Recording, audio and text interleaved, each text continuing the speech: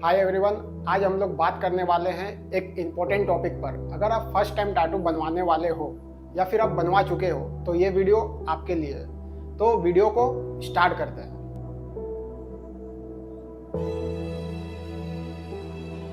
तो बहुत सारे क्लाइंट डीएम या कॉल करके सबसे पहले यही चीज़ पूछते हैं कि आपका टैटू का प्राइस क्या है। तो हम बता दें कि टैटू का प्राइस कभी भी फिक्स नहीं होता है। हर एक आर्टिस्ट का काम, एक्सपीरियंस अलग अलग होता है। आप कभी भी टैटू बनवाने जाए तो सबसे पहले आर्टिस्ट का काम चेक करो, वो कौन सा इक्विपमेंट यूज़ करते हैं, हाइजीन मेंटेन करते हैं कि नहीं। डायरेक्ट जाके टैटू मत बनवाओ, सबसे पहले रिसर्च करो, कंसल्टेशन लो, उसके बाद ही टैटू बनवाओ। और अगर आपके पास बजट इशू है तो कोई प्रॉब्लम नहीं है, आप कुछ टाइम तक रुक जाओ, उसके बाद ही टैटू बनवाओ। क्योंकि बहुत सारा क्लाइंट का बजट इशू के चलते वो लोग सस्ता टैटू बनवा लेते हैं और कुछ टाइम के बाद उसको कवर अप करवाना पड़ता है। हम हर एक क्लाइंट को यही चीज़ बोलते हैं कि टैटू आपके साथ लाइफ टाइम तक रहेगा। ऐसा नहीं है कि आप अभी टैटू बनवा लिए, फिर आपको अच्छा नहीं लगा तो फिर हटा दिए, वैसा नहीं है। अगर हम लोग एक फ़ोन भी लेते हैं तो हम लोग कितना रिसर्च करते हैं उसके बारे में, उसके बाद ही लेते हैं। कभी भी पोर्ट्रेट अगर करवा रहे हो ना, कभी भी आप पोर्ट्रेट टैटू करवा रहे हो तो उसको मिनिएचर में मत करवाओ। कम से कम 5 इंच तक रखो उसको। स्टैंडर्ड साइज उसका 5 इंच है पोर्ट्रेट का। आप 5 इंच तक रखो, वो ज़्यादा बेस्ट रहेगा। और अगर आपका थोड़ा सा डार्क स्किन है तो आप पोर्ट्रेट अवॉइड करो, क्योंकि डार्क स्किन में पोर्ट्रेट का क्या है कि वो आपका दिखेगा नहीं अच्छा से। जो हाईलाइट्स रहता है वो सही से नहीं दिखेगा, डिटेलिंग अच्छा से नहीं दिखेगा। अगर आपका डार्क स्किन है तो आप पोर्ट्रेट अवॉइड ही करो। अभी बात करते हैं नेम टैटू के बारे में। नेम टैटू करवाना चाहिए कि नहीं करवाना चाहिए। नेम टैटू हम कभी सजेस्ट नहीं करते हैं। नेम टैटू कभी भी मत बनवाओ, क्योंकि एक नाम का बहुत सारे आदमी होते हैं। तो आप जो नेम रहता है ना उनका, आप उनका सिंबल बनवा सकते हो, बट नेम टैटू मत करवाओ। और कभी कभी तो ऐसा भी होता है कि नेम टैटू को लेके कि बोलते हैं कि भैया 4 लेटर का कितना लगेगा, 5 लेटर का कितना लगेगा। तो लेटर हिसाब से नहीं होता है। और बहुत सारे क्लाइंट बोलते हैं कि एक छोटा सा ही तो नाम है, आप इसका इतना प्राइस बोल रहे हैं, एक छोटा सा ही तो टैटू है, इसका इतना प्राइस बोल रहे हैं। तो जो आर्टिस्ट रहता है ना, उनका कितने साल का एक्सपीरियंस रहता है, कितने साल से वो काम करते रहते हैं। जैसे एक आर्टिस्ट का मान लीजिए, जैसे मेरा 7 ईयर्स का एक्सपीरियंस है, तब हम 7 ईयर्स का अपना जो एक्सपीरियंस है वो हम आपको 1 घंटा में दे रहे हैं। वो भी आपको ध्यान देना है ना। और मेरे को बहुत सारे क्लाइंट का मैसेज आता है, कॉल आता है, बोलते हैं कि आपका प्राइस बहुत ज़्यादा एक्सपेंसिव है। मतलब दूसरा जगह पता किए वो लोग 200 रुपया में कर दे रहा है। बट हम आपको बता दें, क्योंकि 200 रुपया में अगर बना रहा है ना, तो वो कौन सा इक्विपमेंट यूज़ कर रहा है, नीडल वो कौन सा यूज़ कर रहा है, इंक कौन सा यूज़ कर रहा है, आपको वो भी ध्यान देना है। ऐसा नहीं है कि 200 रुपया में बना रहा है तो हम बना ले।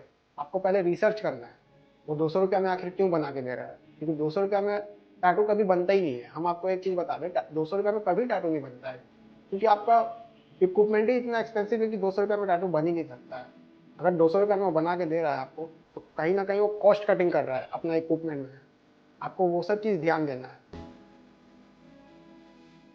और अगर आप टैटू बनवा रहे हो तो मीनिंगफुल होना चाहिए टैटू। और ऐसा नहीं कि कुछ भी बना लिए।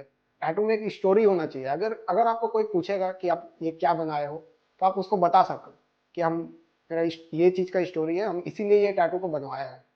ऐसा नहीं होना चाहिए कि कुछ भी नहीं बनाना है, क्योंकि आप इतना पैसा पे कर रहे हो तो आपको कभी भी कुछ भी नहीं बनाना है। बहुत सारा क्लाइंट क्या करता है कि फोटो लेके आता है, बोलता है कि मेरे को ये टैटू चाहिए, मेरे को ये टैटू चाहिए, गूगल से लेके आया रहता है।